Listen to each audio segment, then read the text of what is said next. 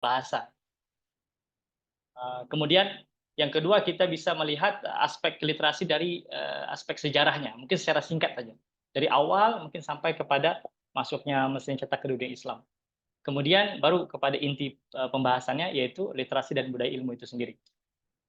Jadi untuk yang pertama, saya yakin setiap yang hadir pada malam hari ini ada 35 orang. Saya yakin semua pernah mendengar istilah literasi dan seringkali diulang. Budaya literasi, mari kita menghidupkan literasi dan sebagainya. Slogan-slogan, jargon-jargon yang banyak tentang literasi ini. Jadi pertanyaannya apa itu literasi? Jadi kalau kita melihat definisi literasi itu sendiri dalam beberapa kamus seperti kamus Oxford ya. Dalam kamus Oxford itu kenapa kita merujuk kepada kamus-kamus barat, kan istilah literasi itu daripada bahasa Inggris ya, literasi. Cuma nanti kalau dalam bahasa Indonesia C dengan Y itu menjadi S dan I. Jadi kalau dalam kamus Oxford, literasi itu dimaknai sebagai the ability to read and write, kemampuan untuk membaca dan menulis. Sampai situ saja, membaca dan menulis. Jadi terikat pada membaca dan menulis. Sedangkan nanti nanti kita akan melihat dalam Islam literasi itu jauh lebih dari itu, gitu. Bukan sebatas membaca dan menulis saja. Kemudian eh, ada makna kedua dalam dalam kamus Oxford itu, yaitu knowledge or skills in a specific area. Jadi pengetahuan atau kemahiran dalam area tertentu, seperti komputer, seperti matematika dan yang lain-lain itu pun disebut literasi. Orang yang literate tentang komputer, maka dia tahu tentang komputer itu. Tapi terfokus kepada satu satu area saja. Jadi bukan bukan banyak hal. Kemudian kalau dalam kamus Merriam-Webster, kamus American English, disebutkan ini the quality of the quality or state of being literate. Jadi satu satu kualitas ya atau satu keadaan literate. Nah, ini apalagi literate itu apa? Literate mungkin dalam bahasa Indonesia lebih mudahnya kita artikan dalam bahasa yang ringkas adalah melek huruf. Lagi-lagi melek huruf. Jadi lagi-lagi terbatas kepada huruf itu, aksara. Nah, kalau kita lihat kepada definisi-definisi ini, maka kita melihat ada aspek yang sebenarnya kurang karena ketika kita melihat aspek literasi hanya terbatas kepada the ability to read and write, membaca dan menulis, maka ketika orang mampu membaca atau pertama mengeja terlebih dahulu A, B, C, D, kemudian ada kamu, K, A, M, U, kamu, pergi, P, E, R, G, I, pergi ya, ke pasar, K, E, P, A, S, A, R, pasar. Jadi ketika dia mampu mengeja satu persatu huruf itu, maka dia sudah dikategorikan orang yang literate, dia bisa membaca, gitu. Bisa membaca. Tapi dalam Islam apakah terbatas dari itu? Jawabannya tidak. Kalau berhenti di situ, maka ini akan mempengaruhi bagaimana proses kita membudayakan ilmu itu sendiri.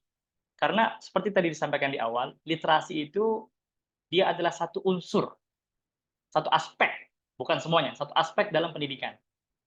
Di mana ketika kita bicara tentang pendidikan, pendidikan ini adalah eh, satu proses untuk penanaman atau pembinaan atau pengukuhan atau penyemaian, tergantung kita mau pakai istilah yang mana, eee budaya ilmu itu sendiri. Jadi proses budaya ilmu itu perlu perlu ditanamkan atau disemai dia melalui melalui pendidikan. Dan salah satu unsur pendidikan itu ada namanya namanya literasi. Kalau kita artikan secara lebih sempit ya, maka seperti itulah artinya membaca, untuk membaca. Tapi nanti kita akan coba membawa makna literasi dengan lebih luas. Jadi secara tidak langsung kita dapat mengatakan bahwa literasi itu tidak dapat dipisahkan dari pendidikan. Literasi tidak dapat dipisahkan dari budaya ilmu. Nah, jadi kita tidak boleh berhenti pada the ability to read and write, kemampuan untuk membaca dan menulis. Nah, jadi kalau seandainya kita sudah paham bahwasanya literasi itu tidak boleh terpisah karena dia hanya satu unsur dari pendidikan, maka apa itu pendidikan? Pendidikan ini nanti kalau teman-teman rekan-rekan di sini ingin mengetahui lebih lanjut, bisa membaca satu karya yang sangat bagus tentang pendidikan, yaitu The Concept of Education in Islam, karya Profesor Naqib Al-Attas. Nah, di situ beliau menjelaskan tentang definisi pendidikan itu. Di mana beliau menjelaskan, beliau ada membawa dua definisi ya. Yang pertama itu kata beliau, education itu adalah a process of instilling something into human beings. Jadi satu proses penanaman, ya, penyemaian sesuatu kepada manusia. Jadi fokus pada proses itu. Jadi proses itu nanti boleh boleh dalam berbagai bentuk ya. Salah satunya dengan literasi itu. Karena kalau kita melihat kata proses itu, a process of instilling, proses di sini artinya berkenaan eh, tentang method dan sistem. Kemudian something itu artinya kontennya. Apa konten yang mau kita instilling kan? Kita semaikan dalam diri human beings atau man, manusia itu. Nah, kemudian ada definisi yang kedua yang beliau bawa dalam buku beliau itu, kata beliau something education itu adalah something progressively instill into man. Jadi sesuatu, artinya ini lebih fokus pada kontennya. Sesuatu progressively yang secara bertahap ditanamkan kepada manusia. Nah, jadi proses-proses ini cukup panjang pendetailannya, tapi literasi adalah salah satu proses itu untuk menanamkan sesuatu. Nah, sesuatu itu apalagi itu tentang kontennya lagi. Jadi kalau kita bicara literasi dalam konteks pendidikan Islam, maka kita perlu perhatikan banyak hal di sini. Yang pertama adalah konten apa yang kita baca itu. Jadi tidak semua yang tertulis itu layak untuk dibaca. Tidak semua buku yang diterbitkan itu layak untuk dibaca. Ada kalanya buku-buku itu hanya berisikan informasi yang terulang, atau yang lebih dahsyat lagi dia dikategorikan sebagai junk books. Bukan hanya junk food ya, tapi junk books. Buku-buku yang justru membuat kita obes, gemuk, tapi bukan dengan ilmu, tapi dengan informasi-informasi yang sangat tidak bermanfaat. Oleh itu ada istilah yang diakui yang tercatat penting pada tahun ini 2024, yaitu brain rot, pembusukan otak. Jadi otak kita terlalu banyak menyerap informasi-informasi yang informasi itu tidak ada kena mengena dengan diri kita, padahal gitu. Si artis A cerai, kemudian kawin lagi, ada anaknya bukan dari dia dan sebagainya. Berita-berita ini kita baca kan, tapi kita orang yang literate, kita bisa membaca. Kita baca berita melalui handphone kita misalnya, atau melalui majalah, melalui, mungkin sekarang kita sudah tak baca majalah ya, nggak baca majalah lagi kan, atau berita-berita yang dikirimkan melalui berbagai platform di mana kita membaca, tapi pada hakikatnya kita sebenarnya tidak membaca gitu, karena yang kita baca itu bukan something yang kita kembali kepada istilah education itu ya, something atau konten yang betul-betul bermanfaat untuk kita. Jadi saya ingat lagi nasihat Prof. Alatas waktu beliau memberikan syarahan di UTM ketika beliau menjadi profesor tamu di Casis. Pernyataan tersebut karena itu syarahan awam ya, umum. Jadi kata beliau, don't read too much. Jadi kaget gitu kan, don't read too much. Bukankah orang sekarang berlomba-lomba untuk baca buku? Coba lihat orang-orang yang berdaftar di Goodreads itu. Bagaimana mereka dengan bangganya, tahun ini saya telah membaca 550 buku. Tahun ini setelah membaca 200 buku, tahun ini 100 buku, ada yang 30 buku, macam-macam. Jadi berbangga dengan kuantiti buku yang dibaca itu. Tapi apakah mereka paham apa yang mereka baca? Apakah yang mereka baca itu bermanfaat untuk kehidupan mereka? Apakah yang mereka baca itu kategori fardu ain atau fardu kifayah? Atau justru tidak termasuk keduanya? Jadi banyak hal nanti lapisan-lapisan ketika kita bicara tentang literasi ini, dia banyak aspek. Ya. Dia tidak dalam Islam tidak hanya terhenti pada ability to read and write saja, tapi juga kita harus membawa kepada satu perbincangan yang lebih besar, yaitu education. Kemudian education ini kita bicarakan, kita bahaskan dalam konteks budaya ilmu itu sendiri. Oke, kemudian kalau kita bicara tentang tadi dikatakan ketika kita berbicara literasi perlu kita masukkan juga tentang education, dan education itu sendiri adalah bagian daripada budaya ilmu. Nah, bagian atau satu proses untuk penanaman budaya ilmu itu sendiri. Jadi apa itu budaya ilmu? Nah, di sini kalau kita rujuk kepada definisi yang diberikan oleh Rasulullah Muhammad Turwan Daud dalam buku beliau Budaya Ilmu. Budaya ilmu ada beberapa versi ya, nanti ada judulnya yang budaya ilmu satu penjelasan budaya ilmu. Ya, itu berbagai cetakan. Gitu. Tapi yang terbaru ini adalah yang cetakan tahun 2019, yaitu budaya ilmu, makna dan manifestasi dalam sejarah dan masa kini yang ini, yang terbaru. Tapi definisi ini ada juga dalam edisi yang sebelumnya. Kata beliau, budaya ilmu itu adalah kewujudan, oke. Kalau kita bicara kewujudan ini pasal ontologikal ya. Kewujudan satu keadaan yang setiap lapisan masyarakat melibatkan diri. Jadi kewujudan satu keadaan, oke, yang setiap lapisan masyarakat melibatkan diri, baik secara langsung maupun tidak langsung dalam kegiatan keilmuan bagi setiap kesempatan. Nah, jadi budaya ilmu itu adalah kewujudan satu keadaan yang setiap lapisan masyarakat. Jadi masyarakat ini berlapis-lapis ya, ada lapisan yang penguasa, kemudian di bawah penguasa, kalau itu aspek politik ya. Tapi kalau dalam aspek intelektual maka ada ulama, kemudian ada murid-murid para ulama tersebut, ya disebut dengan talib atau muta'alim, kemudian ada mustami'in, di bawah talib. Kemudian ada beberapa lagi, kemudian ada orang awam dan sebagainya. Jadi semua lapisan masyarakat itu mereka terlibat dalam terlibat ini dalam artian langsung atau secara tidak langsung dalam kegiatan keilmuan dalam setiap kesempatan. Nah, di sini dalam Islam menuntut ilmu itu hukumnya wajib bagi setiap orang. Tapi ilmu yang dituntut itu yang diwajibkan tadi masing-masing kita mempunyai perbedaan. Ada yang sama, ada yang berbeda. Contoh kalau kita semua muslim, maka kita wajib menuntut ilmu bagaimana sholat dengan baik. Karena sholat itu wajib. Akan tetapi tidak setiap dari kita wajib belajar ilmu zakat. Karena mungkin justru sebagian kita adalah mustahik, bukan bukan muzaki gitu. Mungkin Bang Metra sekarang sudah jadi muzaki, Bang Metra. Muzaki ya. Jadi mudah-mudahan. Jadi kalau siapa di sini yang sudah menjadi naik level ya karena mungkin ada usaha, kemudian lahir dari keluarga yang alhamdulillah masya Allah orangnya have dalam bahasa Malaysia have itu artinya orang yang punya gitu, orang berada. Gitu. Jadi itu wajib belajar zakat secara terperinci ya, zakat perniagaan kalau dia ada perdagangan dan sebagainya, zakat harta. Tapi orang yang tidak punya harta tidak wajib belajar zakat secara terperinci. Secara umum boleh. Eee, secara oke zakat itu wajib, ada zakat gini-gini selesai. Tapi perincian, perhitungan dan sebagainya itu tidak perlu. Nah jadi, dari aspek ini kita melihat bahwasanya setiap orang semua lapisan itu perlu perlu belajar perlu belajar. Nah, kalau kalau kita katakan perlu membaca, tidak semua orang sebenarnya mempunyai satu kewajiban untuk membaca gitu. Cuma sekarang seperti tadi apa Ustaz Metra sampaikan kan, kadang kalau zaman sekarang itu kalau tidak mampu membaca itu artinya satu satu hal yang sangat buta huruf itu satu satu hal yang sangat buruk sekali gitu. Padahal kalau kita baca dalam buku budaya ilmu ya atau dalam karya-karya ulama yang menceritakan tentang sejarah di alam Melayu, bagaimana kita ada tradisi yang yang cukup kental dengan tradisi Islam itu tradisi lisan, bukan tradisi tulisan.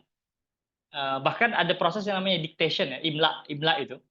Artinya tidak semua murid-murid masyayikh itu mereka mampu membaca dan menulis, tapi mereka tetap alim. Bahkan proses dictation itu, pendiktian itu kadang bukan dengan tulisan tapi dengan hafalan, dengan hafalan. Makanya kita kita sekarang ini agak kurang apa ketajaman berpikir kita karena kita sudah tidak biasa menghafal. Bahkan menghafal Al-Quran saja kita susah gitu. Nah, tapi sedangkan orang-orang zaman dulu karena proses penanaman budaya ilmu itu begitu bagus dalam semua semua lapisan ya. Bahkan bahkan yang tidak terlibat secara langsung pun tidak menghalangi proses itu. Bahkan mendukung gitu, bahkan mendukung. Mungkin kalau ada satu zawiyah atau hauzah atau mungkin zaman sekarang sebut pondok, maka masyarakat tersebut mengantar makanan, susu, beras, kurma agar pondok-pondok tersebut dapat dapat survive, dapat bertahan, meneruskan proses pembelajaran itu. Nah, berbeda dengan zaman kita sekarang kan kita masing-masing, kemudian, ketika ada satu kegiatan pembelajaran memerlukan biaya kita cuek karena kita bilang bukan urusan kita. Nah, padahal proses, yang kembali kepada literasi itu dia melibatkan banyak pihak ya. Dia bukan hanya pembaca dengan apa yang dibaca atau konten tadi, tapi juga semua hal yang akan berkaitan dengan proses pembacaan itu sendiri. Kalau kalau kita masih memaknakan literasi itu terbatas pada pembacaan. Kalau kita sudah tercerahkan, maka kita paham bahwasanya literasi itu lebih dari itu. Bahkan kalau kita ringkaskan, eee, makna literasi itu adalah reading, membaca. Reading, kita membaca. Tapi apakah membaca ini seperti semangat dalam surah Al-Alaq itu, Iqra, apakah terbatas kepada membaca aksara? Padahal ketika wahyu itu turun kan tidak ada aksara lagi. Maksudnya tidak ada Quran itu ditulis gitu. Tapi jadi apa yang dibaca? Maka nanti kita perlu memaknai kembali apa itu reading atau apa itu membaca. Nah, di sini ada satu statement menarik dari seorang tokoh literasi yang cukup concern dalam dalam dunia literasi dan juga mengkritik tentang tradisi literasi yang ada pada sekarang ini, yaitu James Paul G. Kata beliau, reading requires multiple levels of reading and different backgrounds, different types of text, and different levels of meaning. The ability of reading, then understanding the text, develops in social institutions or settings, and it involves ways of talking, interacting, thinking, valuing, and believing. Nah, di sini secara ringkas ya, beliau ingin menjelaskan bahwasanya kalau kita lihat literasi itu adalah reading, literasi equal reading. Nah, makna reading itu harus kita maknai dengan betul, dengan benar. Jadi tidak terbatas kepada membaca aksara. Dan ini sangat sangat sangat tepat sekali apa yang beliau sampaikan. Ini adalah reading dalam Islam itu sendiri.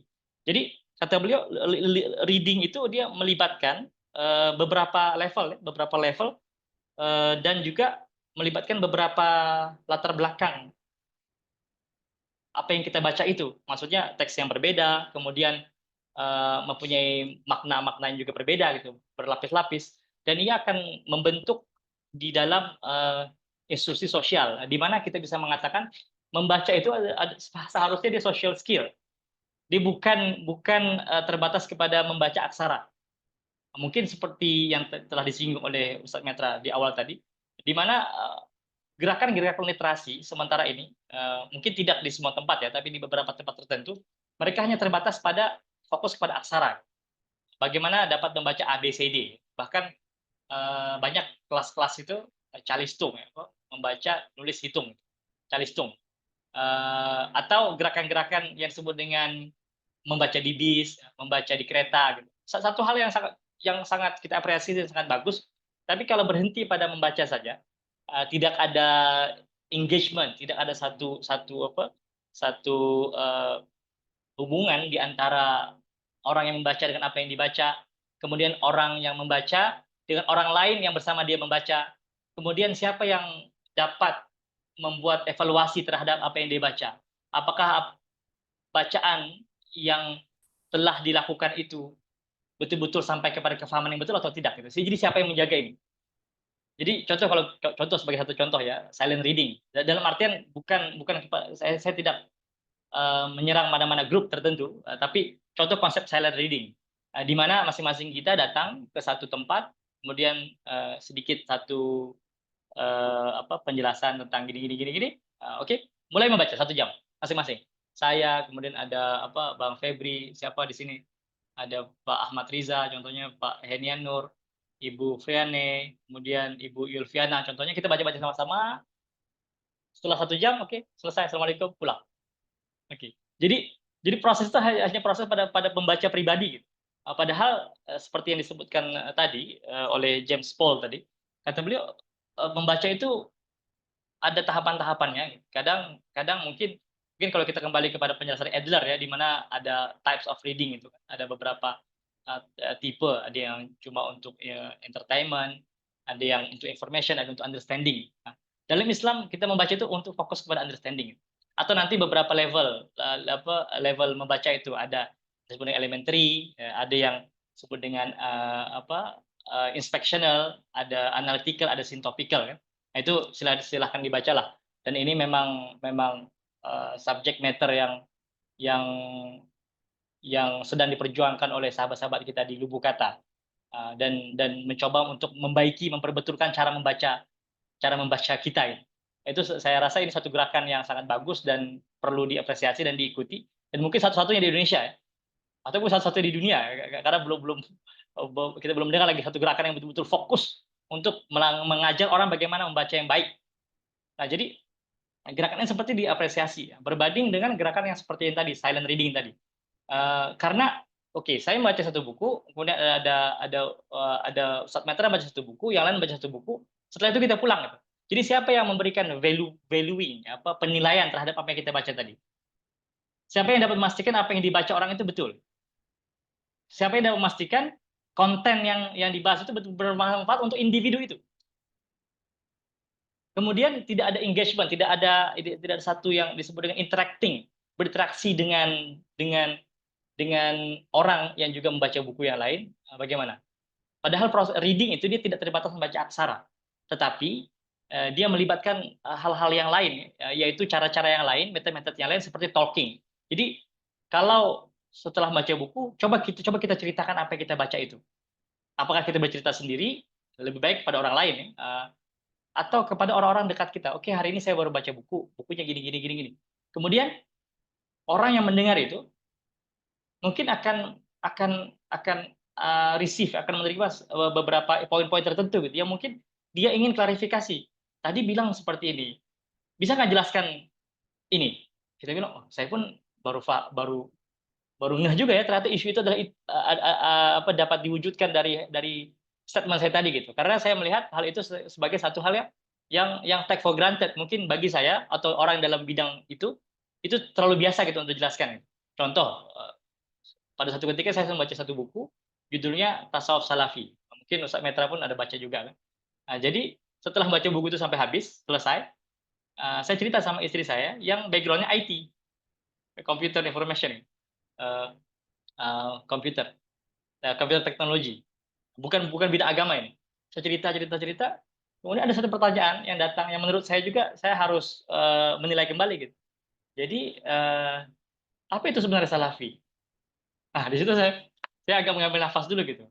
Salafi. Salafi itu adalah abad satu zaman ya, di mana itu abad keemasan, 3 abad pertama. Kemudian jadi yang salafi yang sekarang itu bagaimana ya? Nah, jadi ada proses engagement di situ. Jadi bukan sebatas bacaan, tapi juga kita menilai kembali apakah kita paham apa yang kita baca atau tidak. Nah, reading itu dia requires itu, dia melibatkan itu. Bukan sebentar saya mengaku saya sudah selesai baca ini. Sebulan ini saya sudah baca 5 buku. Nah, jadi apa gunanya kita baca 5 buku sedangkan 5 buku itu tidak bermanfaat untuk kita? Atau apa gunanya kita baca 5 buku tapi kita tidak memahami apa yang kita baca? Apa gunanya kita membaca 5 buku 1 bulan sedangkan 5 buku itu tidak dapat memberikan satu satu aha moment ya terhadap beberapa aha moment artinya hal-hal yang betul-betul kita klik, kita paham gitu. Jadi akhirnya kita cuma menyimpan lots of information, banyak informasi-informasi yang terkadang kita tidak tahu kapan harus menggunakannya.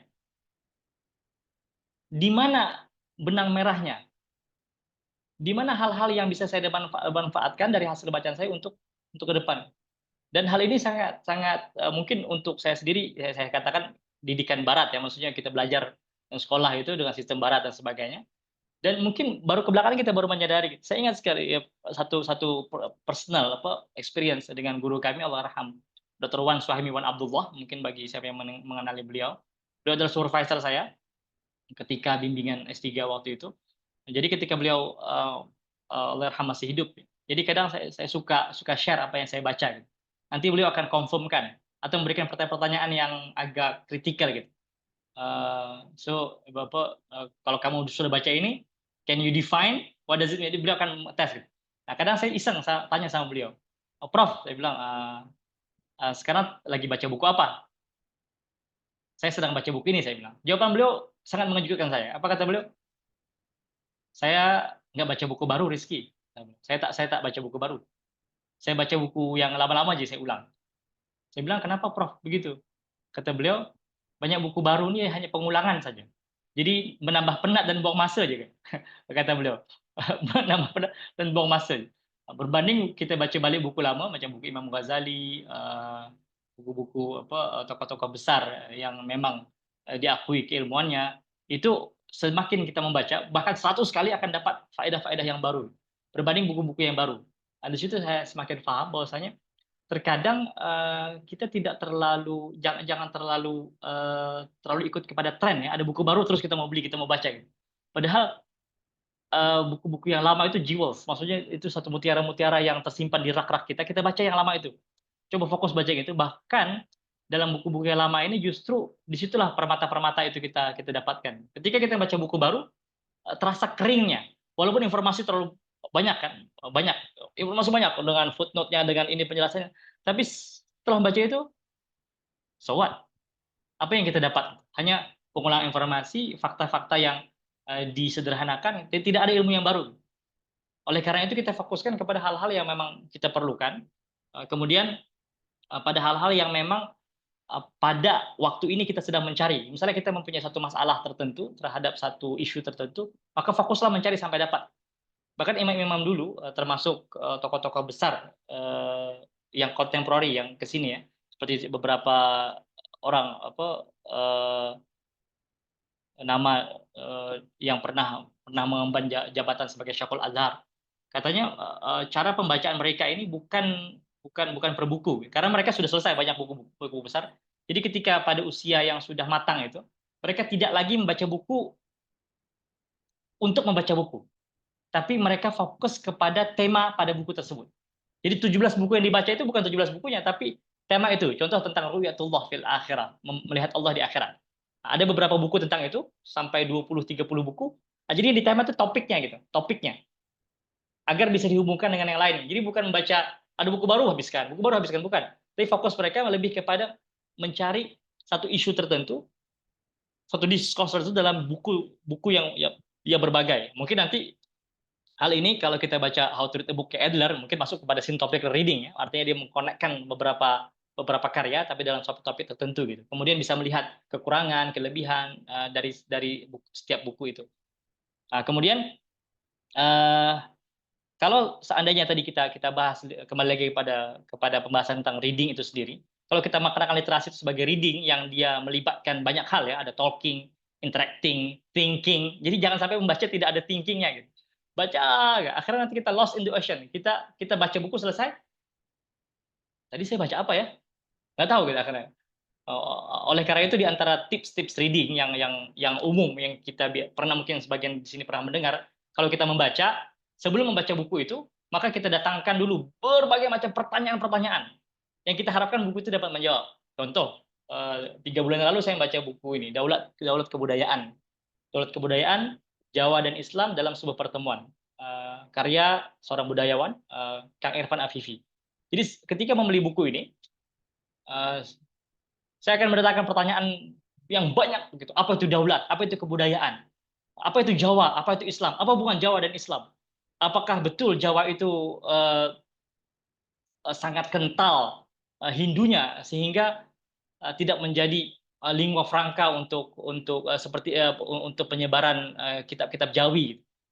Justru kitab-kitab Jawi lebih menggunakan bahasa Melayu berbanding bahasa Jawa. Walaupun bahasa Jawa itu juga mempunyai muatan yang sangat filosofis ya, karena ada warisan ulama Islam itu seperti yang dikaji oleh Ustadz Metra tentang pemikiran Sunan Bonang dalam serat-serat itu, babat-babat, suluk-suluk dan sebagainya. Itu pun mampu, jadi bahasa Jawa pun mampu juga menjelaskan hal-hal yang metafisik yang tinggi-tinggi. Jadi apakah tidak terbentur dengan Hinduisme itu, bahasa Jawa itu dan sebagainya. Terus datang banyak pertanyaan, 20 pertanyaan misalnya, setelah datangkan rasa penasaran, pertanyaan yang berbagai, baru mulai membaca. Akhirnya setiap lembaran demi lembaran akan ada yang terjawab. Walaupun nanti sampai di akhir, setelah selesai, kita merasa ada mungkin 7-8 pertanyaan yang tidak terjawab. Nah, maka kalau kita ada kesempatan untuk bertemu dengan penulis buku itu, langsung datang ke rumahnya, kita minta izin, bisa nggak kita diskusikan gitu. Saya telah baca buku Anda, ada waktu nggak untuk sedikit memberikan penjelasan kepada beberapa hal gitu. Jadi saya pun berhubung dengan beliau, datang ke rumah beliau untuk diskusi selama 3 jam tentang daulat kebudayaan dan alhamdulillah banyak pencerahan-pencerahan yang tidak kita dapatkan dari buku itu, tapi didapat langsung dari penjelasan penulisnya gitu. Nah, jadi itu namanya reading itu, literasi itu seperti itu gitu. Bukan membaca kemudian memberikan diri kita menilai, memberikan satu makna yang terkadang makna itu kita pikir kita paham padahal bukan. Bukankah adil itu menempatkan sesuatu pada tempatnya. Nah, jadi sekarang kita rasa kita paham karena kita menguasai bahasa itu. Contohnya dalam artian menguasai bahasa makna yang umum ya. Contoh buku itu bahasa Inggris. Oh, kita bisa bahasa Inggris.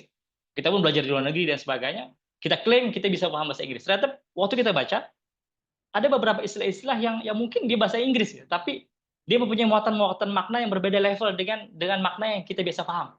Nah, di sini pentingnya tadi talking, interacting, thinking, valuing and believing. Nah, jadi kalau kita bisa simpulkan, membaca itu atau membaca dalam artian ada kemampuan untuk membaca aksara, bahkan menulisnya ulang, contohnya, itu hanya satu permulaan. Jadi literasi yang digaung-gaungkan itu, bagaimana kita membaca, semangat membaca, itu hanya level permulaan gitu, dari reading itu sendiri. Nah, di mana jika begitu keadaannya, kita tidak bisa mengatakan ketika kita bisa membaca aksara, kita orang Indonesia, kita baca buku bahasa Indonesia, atau kita mampu baca buku bahasa Inggris, kita dikatakan sudah membaca gitu. Karena proses membaca itu perlu melibatkan banyak hal, seperti tadi yang telah disampaikan. Nah, jadi kita perlu melihat kembali apa yang dibaca, kemudian apa yang dibaca itu atau konten tadi, dia mempunyai tingkat dan latar belakang yang berbeda-beda. Oleh karena itu, cara membaca itu dia berbeda. Kalau bukunya mungkin novel, maka cara membaca yang berbeda. Kalau buku itu filosofi, cara membaca yang berbeda. Buku itu fikih, cara membaca yang berbeda. Buku itu hadis, cara membaca yang berbeda. Jadi masing-masing level ini kita dituntut untuk mengetahui bagaimana cara membaca setiap bidang. Jadi dia tidak bisa for all gitu. Satu cara membaca for all gitu. Atau yang konsep disebut dengan speed reading itu bisa membaca buku dalam waktu 2 menit contohnya. Itu tidak bisa diaplikasikan pada semua bidang atau pada semua karya yang dihasilkan oleh penulis yang berbeda-beda gitu. Mungkin kalau buku novel atau buku-buku cerita itu bisa kita baca seperti itu. Tapi kalau buku-buku yang melibatkan deep deep thinking ya, pemikiran, kita perlu memikirkan secara mendalam, maka ada level-levelnya. Nah, jadi di sini bisa kita sampaikan juga membaca itu ada seninya, the art of reading. Nah, di sini nanti pembahasan tentang how to read a book ya, nanti untuk kawan-kawan yang berminat tentang pembahasan how to read a book, yang champion di Indonesia ini membahas tentang bagaimana cara membaca atau seni membaca itu adalah kawan-kawan kita di Lubuk Kata. Jadi saya harapkan ikut follow sosial media mereka dan kalau bisa hadir, bagaimana bagaimana proses, nanti kita akan melihat bagaimana proses membaca itu sendiri. Di mana ada skill-skillnya, ada tahap-tahapannya yang bukan main terjang terus baca gitu. Ya, ada proses yang perlu dilalui. Dan juga ada tips-tipsnya dan juga ada seninya. Nah, kalau dalam dalam Islam tadi kita bisa melihat how to read a book itu juga melibatkan nanti tentang fardu and fardu kifayah, di mana ada beberapa buku yang memang wajib kita baca dalam proses belajar ya. Maksudnya saya tidak mengatakan membacanya itu wajib, tapi karena kita perlu mengetahui itu dan hal itu ada dalam buku tersebut, maka buku itu mungkin akan jadi wajib untuk kita baca. Karena buku itu yang paling penting dan yang paling dapat menjawab persoalan-persoalan kita pada level fardu ain dan juga nanti pada level-level fardu kifayah. Nah, di mana di sini mungkin saya bisa menyampaikan sedikit dalam dalam proses membaca dalam Islam, eh, karya-karya yang berdekatan dengan keperluan kita itu perlu didahulukan berbanding yang lain. Di sini tidak menafikan membaca buku untuk hiburan tidak penting, justru bagus lagi baca buku-buku yang bersifat hiburan, tapi hiburan seperti apa? Dan juga pada level mana dan juga sekadar apa? Karena karya-karya asas yang penting atau yang fondasi itu, karya-karya asas atau yang fondasi itu perlu didahulukan agar kefahaman kita sampai kepada tujuan. Membaca kitab yang tinggi bukan tidak dibenarkan, tetapi tunggulah sampai diri layak berkemampuan. Istilah-istilah kunci setiap ilmu juga jangan diabaikan agar tidak keliru di antara aliran dan pemikiran. Untuk membimbing diri yang jahil ini, kita amat memerlukan guru yang berotoriti. Memang tidak mudah untuk mencari, tetapi akan dikenali oleh jauh hari. Juga dapat dijumpai melalui nasihat Al-Zarnuji. Baru mengaji sehari dua di sebuah majelis taklim, sungguh tidak pantas merasa diri sebagai alim. Apatah lagi menghukum dan menilai perkara yang belum diketahui, bahkan tanpa memahami maksud dan makna dengan lebih teliti. Mungkin itu tentang makna literasi itu sendiri ya. Sampai di sini mungkin ada pertanyaan, silakan. Sebelum kita lanjut kepada poin yang nomor 2 dan nomor 3. Saya serahkan kepada moderator dulu. Baik, kepada rekan-rekan sekalian, jika ada pertanyaan silakan disampaikan. Silakan raise hand dulu. Kita mintakan satu pertanyaan dulu ya.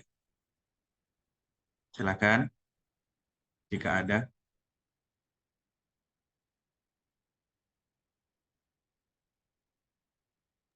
Oke. Sepertinya belum ada, Ustadz. Oke, baik. Bisa dilanjutkan saja Oke, dulu, baik. nanti Baik. mungkin di akhir. Oke, baik ya. Terima kasih. Jadi itu sekedar mukadimah ya. Kita tidak memerincikan tentang literasi itu dalam komparatif tentang apa yang ada di istilah Barat dalam istilah Islam.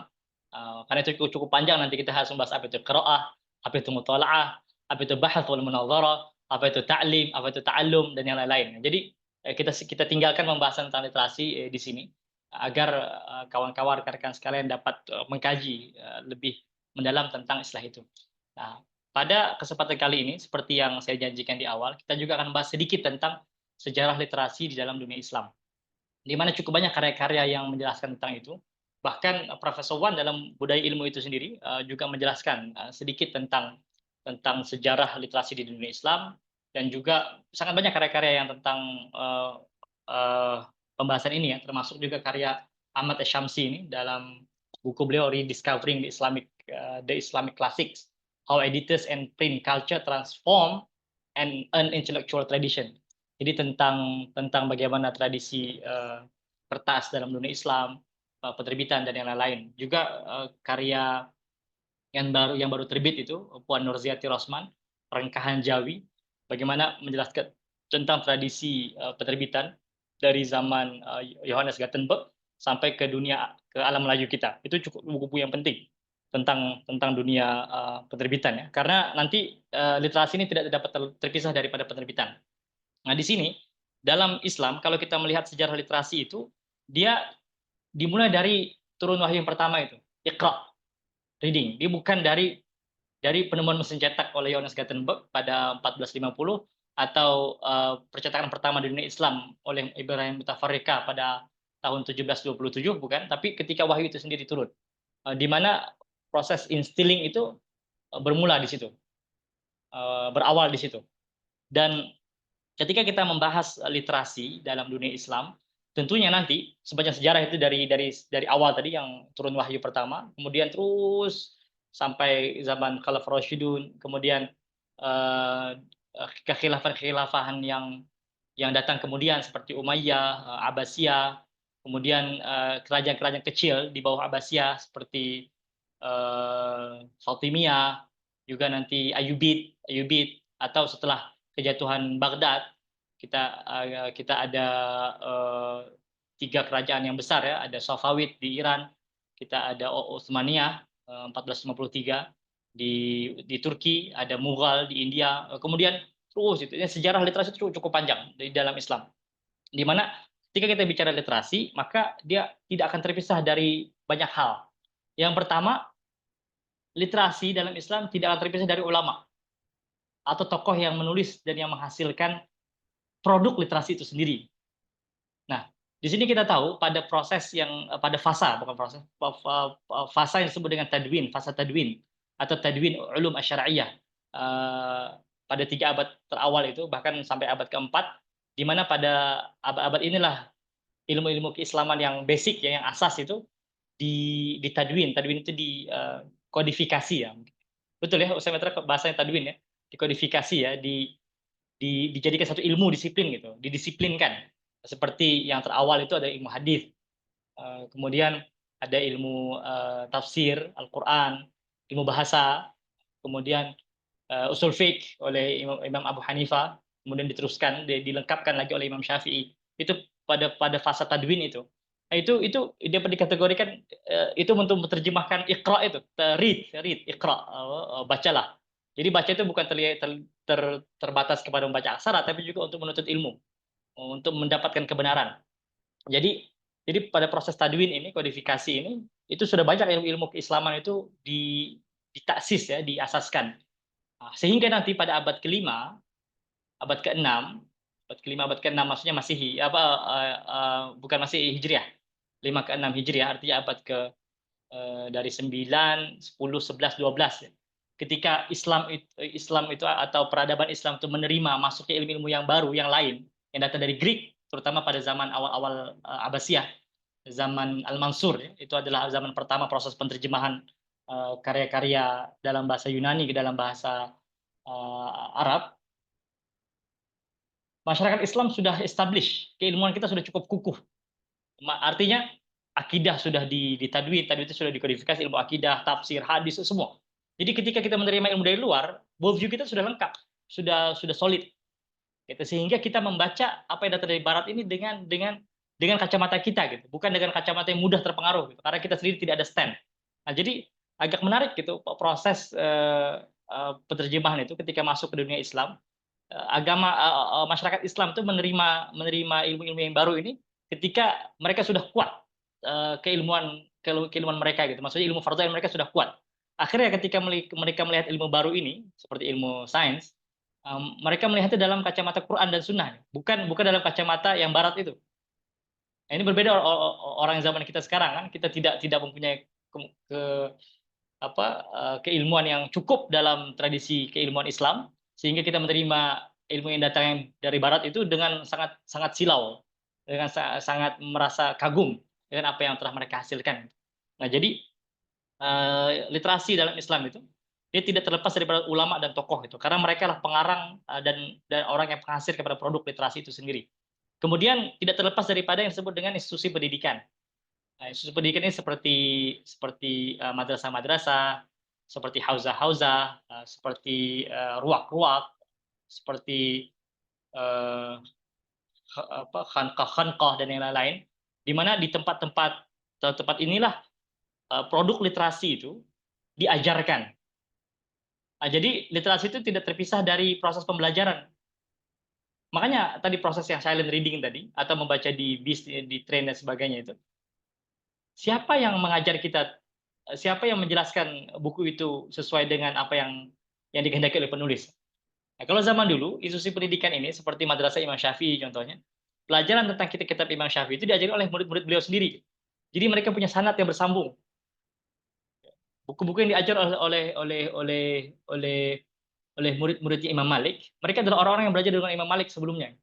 Buku-buku yang diajarkan oleh Imam Abu Hanifah, yang ditulis oleh Imam Abu Hanifah, diajarkan oleh murid-murid beliau terus sampai berterusan. Oleh itu genealogi keilmuan mereka itu sampai bersambung dari tradisi hadis, akidah dan yang lain-lain. Diteruskan turun-temurun dari murid kepada murid yang lain.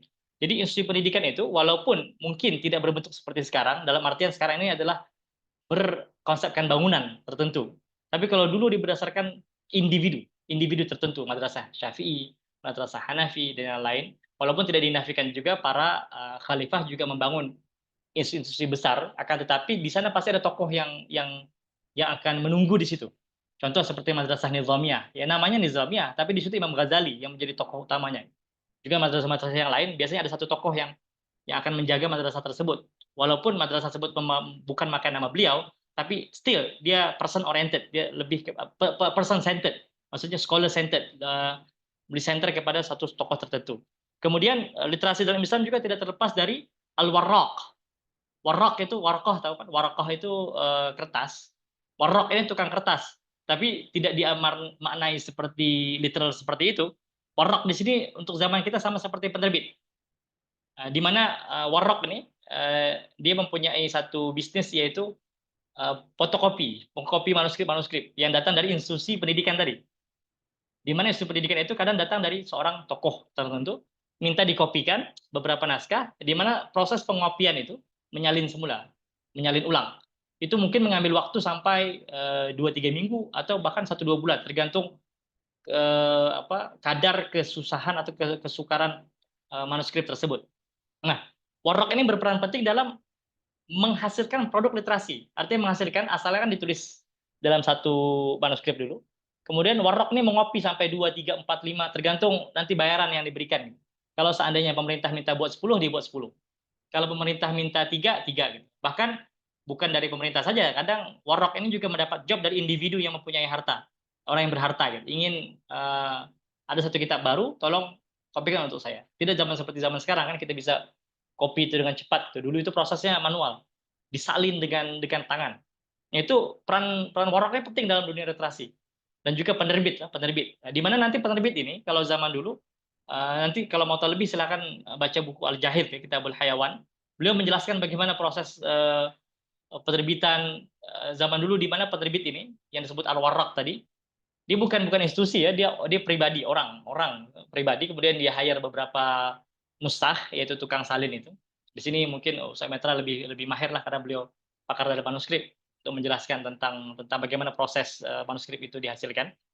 Nah, jadi Warraq ini berhubungan dengan institusi pendidikan, gitu. Nah, sekarang kan tidak kan, penerbit di zaman sekarang tidak ada hubungan dengan institusi pendidikan, gitu. Dia hanya jual kertas, tuh, jual kertas. Bahkan banyak penerbit-penerbit itu setelah terbit ditinggalkan buku itu. Jadi tidak ada budaya ilmunya, tidak ada pembudayaan ilmu.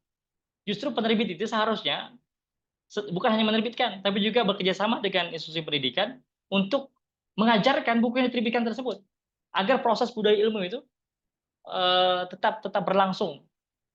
Nah, ini yang kita kehilangan ya karena tradisi warok tadi yaitu penerbitan tadi sudah hilang budaya ilmunya, lebih kepada profit oriented. Berapa marginnya dan sebagainya kan. Jadi sudah hilang tradisi itu. Padahal ini semua berkaitan nih, literasi dalam Islam ini ulama, tokoh, institusi pendidikan, warok, kemudian yang keempat perpustakaan. Nah, di mana perpustakaan ini tugasnya untuk to preserve, untuk apa menyimpan ya, untuk menyimpan produk literasi itu. Nah, kata Al-Jahid dalam Kitabul Hayawan beliau, kata beliau, Baitul Hikmah di Baghdad itu, bahkan perannya bukan untuk menyimpan saja, tapi Baitul Hikmah itu adalah dalam waktu yang sama juga institusi pendidikan. Di mana di Baitul Hikmah itu kadang sultan datang untuk menghadiri majelis-majelis ilmu gitu. Jadi perpustakaan itu juga majelis ilmu, bukan tempat menyimpan buku gitu. Sekarang apa yang terjadi dengan perpustakaan kita kan? Siapa di sini yang kapan terakhir kita mengunjungi perpustakaan? Perpustakaan lokal atau perpustakaan daerah gitu. Kapan terakhir ketemu? Atau mungkin tidak pernah sama sekali gitu. Karena perpustakaan itu kering dari budaya ilmu, kosong dari budaya ilmu karena hanya menyimpan saja. Padahal dalam tradisi Islam perpustakaan sangat hidup. Bahkan kata Al-Jahid, Baitul Hikmah itu bukan cuma tempat tempat menyimpan buku, tapi juga tempat belajar dan juga tempat nongkrong. Nongkrongnya para para ulama dalam artian meeting point mereka kalau ketemu. Jadi selain masjid juga Baitul Hikmah gitu. Jadi ulama-ulama datang dari Persia, dari India, mereka berkumpul di Baitul Hikmah untuk ngobrol. Apa proyek sekarang, apa yang dibahaskan, apa masalah-masalah umat di negara kalian. Itu tempat nongkrongnya di Baitul Hikmah gitu. Nah, sekarang scholars mereka berkumpul di mana? Apa ya mungkin di institusi tertentu ya. Tapi perpustakaan sekarang sudah tidak mengambil peran literasi dalam makna yang sebenarnya. Kemudian ada suk. Suk itu pasar. Jadi pasar juga memainkan peranan penting. Bahkan saya pernah diberikan maklumat dari seorang pakar manuskrip dari Iran, nama beliau Profesor Mehdi Moagik. Ketika saya di Iran dulu, cukup kerap lah datang ke rumah beliau. Satu info yang agak mengejutkan saya, karena itu info baru bagi saya karena apa? Tidak mendalami dalam sejarah sejarah sejarah penerbitan ini dan juga sejarah manuskrip ya. Kata beliau, dalam tradisi Islam tidak ada pasar yang tidak ada toko buku. Ya kan? Tidak ada pasar yang tidak ada toko buku. Saya masih ingat kata-kata beliau. Tidak ada pasar yang tidak ada toko buku. Jadi makanya waktu itu ketika beliau ke Malaysia, saya sebagai guide beliau minta dibawa ke pasar gitu. Ya saya bawa ke pasar seni. Sampai di sana beliau bilang, "Where is the bookshop?" Di mana buku kota kedai buku? Saya bilang, "Aduh Prof, saya nggak tahu di mana kedai buku di sini kan." Dia bilang, "Aneh, di pasar tidak ada toko buku," kata beliau. Jadi baru saya ingat itu. Karena kata beliau, tidak ada pasar itu tidak ada toko buku. Nah, sekarang justru kalau ada toko buku pasti nggak ada pasarnya kan. Jadi toko buku terpisah di mana gitu, ditaruh sama pemerintah di ujung mana gitu. Padahal toko buku itu harus dimasukkan juga. Di pasarnya ada jual sayur, jual apa gitu. Jangan dipisahkan gitu. Biar mungkin zone sendiri gitu. Jadi agar masyarakat itu menganggap buku itu satu keperluan yang sama seperti keperluan kita beli beras, beli ikan dan sebagainya. Jadi bukan dipisahkan kalau pasar buku itu ditaruh di ujung mana yang yang terasing dari tempat yang lain gitu. Bahkan tidak ada budaya ilmunya, tidak ada kegiatan apa bicara bukunya, tidak ada kegiatan diskusinya gitu. Itu sangat-sangat disayangkan. Yang hanya ada menjual buku-buku bekas atau menjual buku-buku baru dan sebagainya. Atau malah justru sekarang toko buku berubah jadi stationery. Jadi sudah tidak lagi berperan sebagai menjual buku-buku yang diperlukan untuk household. Nah, jadi pasar itu sangat sangat sangat penting. Bahkan Ibnu Sina sendiri kan ketika beliau tidak mampu membaca karya Aristotle, beliau pergi ke mana? Beliau pergi ke pasar. untuk mencari kedai buku yang mungkin dapat memberikan pencerahan terhadap masalah yang beliau sedang hadapi. Kemudian literasi juga tidak terlepas dari pembacanya, di mana pembaca ini adalah penerima manfaat daripada produk literasi itu sendiri. Dan nanti ada beberapa hal lagi ya, mungkin saya ringkaskan sampai di situ. Kemudian kalau kita ringkaskan tadi sejarah umum literasi dalam dunia Islam itu di awal dari kelahiran Nabi Muhammad pada tahun 570 Masehi, kemudian wahyu pertama turun itu pada tahun 610 Masehi, 610. Artinya pada umur baginda 40 tahun. Kemudian pada tahun 770 Masehi, Imam Malik rahimahullah menulis kitab Al-Muwatta, di mana ini adalah kitab hadis terbesar pada ketika itu. Bahkan Imam Syafi'i membuat satu pernyataan, kata beliau, asahul kutub ba'dal Quran Muwatta. Jadi kitab yang paling sahih setelah Quran itu adalah Al-Muwatta. Nanti ada orang yang iseng, di mana hadis Bukhari katanya. Imam Bukhari belum lahir lagi ketika Imam Malik menulis kitab Al-Muwatta gitu. Itu salah satu penting dalam sejarah literasi kita ya. Kemudian gerakan penerjemahan yang saya singgung di awal tadi yang dipelopori oleh Khalifah Al-Mansur ya, kemudian diteruskan oleh Harun al-Rashid dan juga keturunannya. Ini prosesnya cukup lama ya, karena proses penerjemahan dari karya-karya Greek ini ke dunia Islam itu paling kurang itu 100 tahun. Dari tahun 750 Masehi sampai tahun 850 Masehi. Itu proses penerjemahan karya 100 tahun, mengambil waktu cukup lama. Nah, kemudian belum lagi proses pengkajiannya, ini penerjemahan aja 100 tahun prosesnya. Walaupun ketika itu diterjemahkan sudah ada proses pembacaan juga, tapi tidaklah rancak, tidaklah sehebat pada masuk abad ke-9 atau abad ke-10 ya, di mana nanti kita jumpa tokoh-tokoh besar seperti Al-Farabi, Ibnu Sina dan lain-lain kemudian. Bahkan tokoh yang pertama memasukkan pemikiran falsafah itu Aristotle atau Neoplatonik lah, mungkin lebih tepat Neoplatonism ya. Itu adalah tokoh Mu'tazilah sendiri kan. Jadi kemudian kita skip zaman ini ketika mesin cetak yang pertama ditemukan di Jerman yaitu oleh Johannes Gutenberg itu pada tahun 1450. Di sini kalau kawan-kawan ingat Sultan Mehmed kedua atau Al-Fatih itu menaklukkan Konstantin itu pada tahun 1453. Artinya 3 tahun setelah mesin cetak dijumpai, Konstantin ditaklukkan. Jadi 3 tahun setelah itu Konstantin ditaklukkan. Dalam artian nanti kita akan melihat bagaimana ketika Konstantin itu, yaitu yang barat, itu disebut barat kan, itu ditaklukkan. Tapi proses masuknya mesin cetak ke dunia Islam itu mengambil waktu yang cukup lama, hampir 300 tahun. Mungkin tidak sampai, mungkin 270 tahun. Padahal pada ketika itu Islam itu sudah mengenal mesin cetak dan sudah tahu di Jerman itu sudah ada mesin cetak gitu. Tapi Utsmaniyah sangat protektif gitu, untuk menerima masuknya satu teknologi yang baru ini. Nah, mungkin banyak penulis yang telah menganalisa ini dan juga saya yakin hal ini juga sudah dibahas di banyak forum ya oleh Pak Yogi Teore Renaldi, founder Lubukata yang saya sebutkan tadi. Bagaimana proses itu mengambil waktu yang cukup lama. Kenapa? Ada banyak alasannya. Dalam beberapa karya dalam bahasa Arab, dalam bahasa Inggris juga sudah banyak dijelaskan. Hal yang utama adalah karena mereka perlu dapat pengesahan dari ulama. Di mana saya ceritakan tadi sejarah literasi itu melibatkan ulama juga. Jadi para ulama tidak memberikan green light kepada Sultan Turki ketika itu untuk menerima teknologi yang baru dengan berbagai alasan. Alasan yang pertama tentunya kita tahu bagaimana Renaissance itu terjadi kan, munculnya the rise of Protestant itu, dengan munculnya propaganda, dengan media-media melalui yang dihasilkan dari mesin cetak itu sendiri kan, rakyat itu bangkit, mendapat ilmu yang baru, pencerahan yang baru, akhirnya mereka menentang pada gereja. Walaupun saya yakin bukan itu tujuan utamanya, maksudnya alasan utama menolak, karena dalam Islam kita tidak pernah melakukan satu pelarangan untuk belajar itu tidak pernah gitu. Bahkan justru sangat subur keilmuan dalam dunia Islam itu. Alasan mungkin yang paling kuat adalah untuk menjaga tradisi keilmuan itu sendiri gitu, agar belajar dengan guru, tidak dengan baca sendiri. Kalau seandainya mesin cetak itu masuk di dalam dunia Islam, kemudian buku itu dicetak dengan mudahnya, maka akan ada orang-orang yang baca sendiri gitu. Bahkan buku-buku yang level tinggi akan dibaca oleh orang awam yang tidak mempunyai background. Contoh, seandainya itu terjadi, maka buku-buku mungkin selevel buku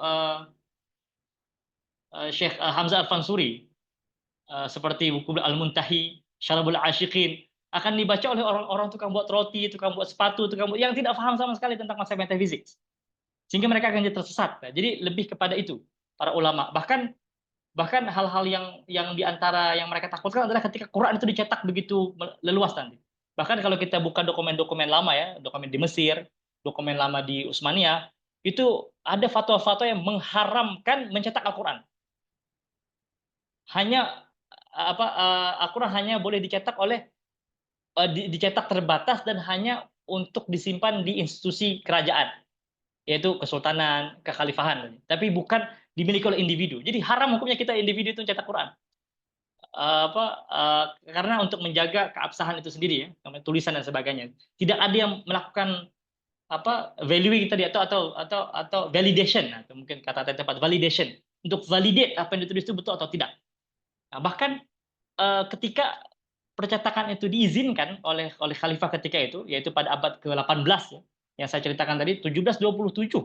Artinya dari percetakan ditemukan di Jerman pada 1450, kemudian baru masuk di dunia Islam yaitu di Utsmaniyah pada ketika itu. Ini Abbasiyah sudah nggak ada, Abbasiyah sudah nggak ada. Ini di Utsmaniyah pada 1727 itu diberikan green light oleh khalifah. Itu pun Ibrahim Mutafarrika sebagai tokoh yang mempelopori percetakan ini, itu minta izin sama khalifah tuh bukan mencetak buku agama, tapi mencetak buku-buku umum seperti matematika, kimia, geologi dan sebagainya. Jadi bukan buku agama. Buku agama masih tidak dibolehkan. Jadi proses itu sangat lama karena ingin menjaga proses keilmuan itu sendiri, budaya ilmu itu sendiri. Nah, kemudian muncullah beberapa percetakan yang mungkin kita pernah dengar namanya seperti Bulak di Mesir. Itu Bulak ini didirikan oleh Muhammad Ali Pasha yang menjadi pemimpin Mesir ketika itu tahun 1822. 1822. Artinya sekitar 100 tahun ya, 100 tahun, hampir 100 tahun. Atau 100 tahun lebih setelah Ibrahim Mutafarrika. Itu di antara penerbit Mesir yang terawal. Kemudian itu juga karena Muhammad Ali Pasha sangat terpengaruh oleh Barat kan. Jadi memang diambil. Kemudian penerbit Al-Mustafa Al-Babi Al-Halabi itu 30 tahun setelah itu, yaitu 1859. Jadi tadi Bulak 1822, penerbit Al-Mustafa Al-Babi Al-Halabi tahun 1859. Nanti kemudian muncullah nanti Al-Miriyah dan sebagainya. Kalau kita di Indonesia ini, penerbit-penerbit itu awalnya bukan Islam, tapi dibawa oleh Belanda ya untuk misi misionaris dan yang lain-lain, untuk propaganda penjajah. Bahkan di antara penerbit yang terawal di Indonesia itu adalah Balai Pustaka. Balai Pustaka itu secara resminya didirikan pada tahun 1908. Setelah itu baru ada Canisius dan yang lain-lain. Nah, jadi secara ringkasnya sejarah literasi kita itu dimulai dari turunnya wahyu dan juga sampai sekarang masih berjalan. Kemudian untuk menutup pembahasan kita pada malam hari ini, pembahasan yang terakhir yaitu tentang literasi dan budaya ilmu. Dengan tumbuhnya gerakan literasi yang seperti disampaikan oleh Ustadz Metra di awal tadi, sebenarnya kita tidak melihat melulu secara positif ya. Justru itu negatif. Kenapa? Dengan banyaknya gerakan-gerakan literasi itu menunjukkan bahwasanya kita ada masalah atau pendidikan kita sedang tidak baik-baik saja. Kalau seandainya pendidikan kita sedang baik-baik saja, maka kita tidak perlu gerakan literasi dimanapun. Karena pendidikan di sekolah kita, di kampus kita, di universitas kita sudah cukup untuk menghidupkan, menyemai, menanam proses budaya ilmu itu sendiri. Jadi karena ada masalah dalam pendidikan kita, maka muncullah gerakan-gerakan ini yang mungkin sebagian mereka membawa muatan worldview tertentu atau malah tidak ada worldview langsung, tidak ada worldview sama sekali gitu. Maka tugas kita adalah merangkul mereka ini, bukan untuk malah mengkritik, menghina. Bukan, mungkin kita masuk ke grup itu dan kita berikan satu advices atau nasihat-nasihat, saran-saran. Mungkin seharusnya kita seperti ini. Mungkin silent reading nanti di akhir kita bisa sama-sama share apa yang kita baca gitu. Mungkin nanti kita akan undang satu tokoh yang dia bisa memvalidasi ya Tapi nanti ada isu yang lain, ilmu itu kan netral gitu. Jadi tidak ada yang salah dan benar gitu. Itu kan susah juga. Itu nanti topik yang lain. Nah, jadi artinya ada masalah gitu. Sama seperti tumbuhnya bimbel-bimbel di mana-mana ini. Mungkin 20 tahun yang lalu, mungkin zaman Ustadz Metra waktu masih SD dulu atau zaman setelah itu zaman saya sendiri gitu. Kami tidak mengenal namanya bimbel itu. Kami sudah pinter sendiri ya.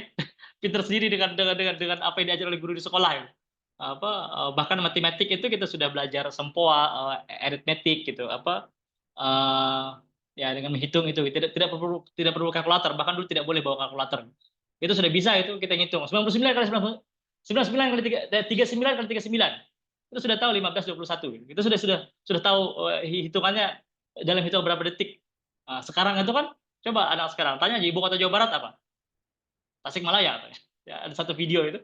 Eh, yang ilmu-ilmu yang simpel saja sekarang sudah banyak bukan ilmu ya, sebut mungkin maklumat-maklumat yang secara umum saja sudah tidak bisa diketahui oleh mereka gitu. Nah, jadi menjamurnya klinik-klinik swasta ya, itu artinya ada masalah dalam sistem kesehatan kita. Banyaknya sekolah-sekolah swasta artinya ada masalah dalam sistem sekolahan yang di bawah pemerintahan dan sebagainya lah. Mungkin kita bisa tambah munculnya buku-buku healing juga itu juga bukan pertanda baik, itu satu signal bahwasanya kita sedang tidak baik-baik saja. Dan yang lain-lain. Nah, itu satu signal yang tidak baik yang harus kita coba benahi bersama-sama.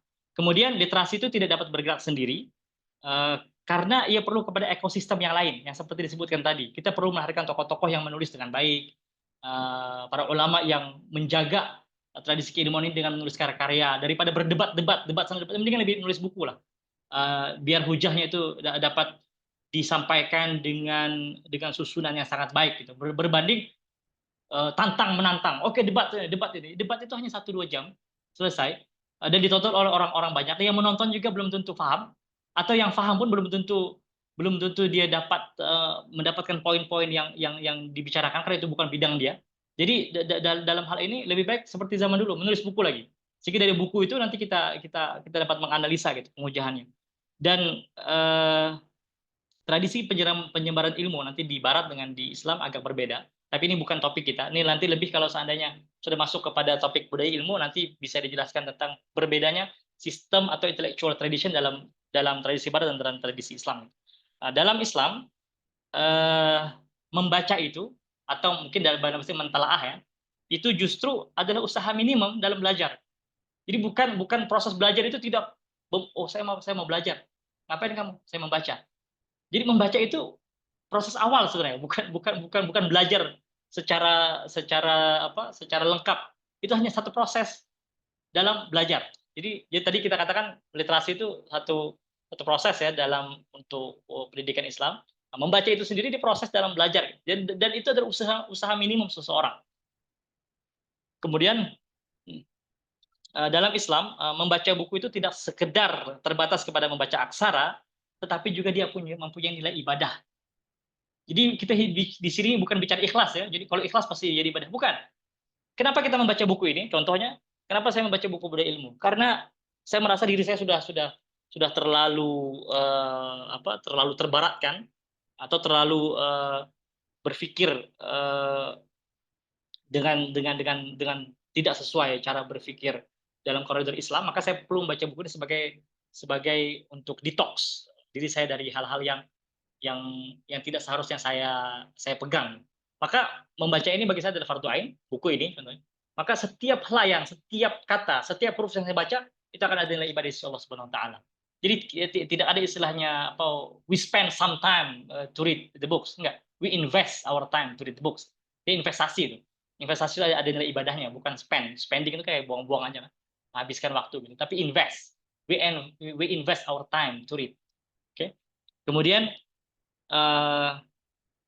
dalam pendidikan Islam nanti dalam konteks literasi ya, pembahasan tentang konten itu sangat penting. Bahkan yang tadi di awal saya jelaskan, Profesor Alatas memberikan 2 definisi tentang education itu. Beliau mengulang istilah something. Something itu maksudnya konten. Jadi kita sebagai seorang Muslim perlu pandai memilah dan memilih apa yang perlu kita baca, apa yang perlu kita pelajari, dan dari mana kita harus memulai. Itu sangat penting. Dan saya tutup dengan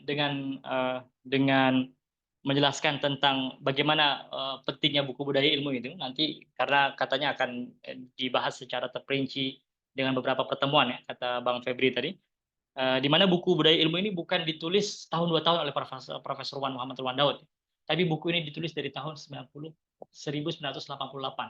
Ada sudah lahir di sini ya. Jadi kalau yang belum lahir, artinya sebelum Anda lahir, buku ini sudah ditulis prosesnya. Kalau Adler dikatakan 16 tahun menyusun buku How to Read a Book, ini Profesor Wan ini menulis buku ini 30 tahun. 30 tahun. Di mana proses itu dimulai dari judul buku itu masih budaya ilmu, konsep, prasyarat dan pelaksanaannya di Malaysia. Mungkin saya yakin Ustaz Metra punya buku yang asal ini. Konsep, prasyarat dan pelaksanaan di Malaysia. Buku ini sudah tidak dijual di mana-mana, sudah rare book. Kemudian itu tahun 1988, kemudian diterbitkan ulang dengan ada sedikit penambahan menjadi judulnya Penjelasan Budaya Ilmu. Itu terbitan di BP tahun 91. Kemudian diterbitkan kembali, tapi dengan judul yang berbeda, menjadi Budaya Ilmu Suatu Penjelasan. Itu terbitan Pustaka Nasional tahun 2003. Kemudian ditambah lagi, makanya kalau tahu asal buku itu tipis, tidak terlalu tipis, tapi ya beginilah. Kemudian jadi lebih tebal itu karena beliau menambah 2 bab penting, dan juga ada beberapa tambahan yang prakata dan sebagainya di mukadimah juga, terutama tentang budaya ilmu di Kesis itu. Dan saya sendiri adalah bukan hanya orang yang baca budaya ilmu, tapi yang merasakan bagian daripada budaya ilmu Kesis itu sendiri. Karena saya di Kesis dihitung itu 9 tahun. 9 tahun di Kesis, waktu yang tidak sebentar ya untuk orang menghabiskan S3. Biasanya orang S3 3 tahun selesai, S3 3 tahun.